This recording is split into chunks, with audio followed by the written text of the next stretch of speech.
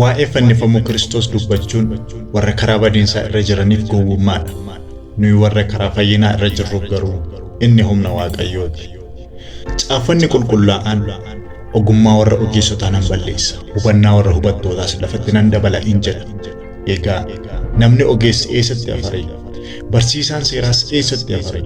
Dubbii beekaan bara si'anaas eessatti afare?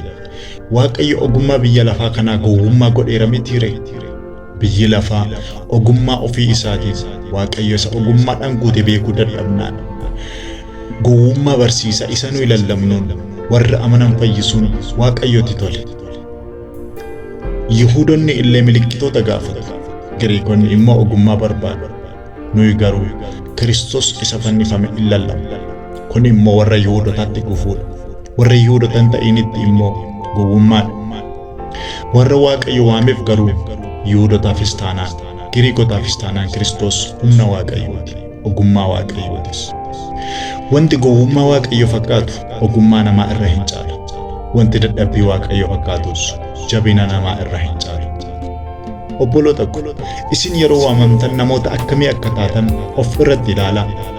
Akka yaada namaatti baay'een keessan ogeessota miti. Baay'een keessan beekamoo miti. Baay'een keessanis sanyii warra gurguddoo keessaa miti. Waaqayyo garuu namoota ogeessota yeellaasisuudhaaf jedhee waan biyyi lafaa gowwaatti lakkaa'u fo'ate. Waaqayyo warra jaboo yeellaasisuudhaaf waan biyyi lafaa dadhabaatti lakkaa'u fo'ate.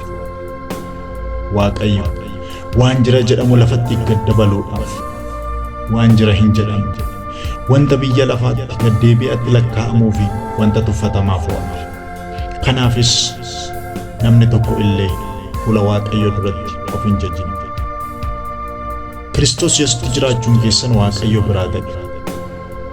Waaqayyo Kiristoosin ogummaa keenya nuuf godhe. Isumaan qajeelota ta'anii Waaqayyoof qulqulloofne hin furamu.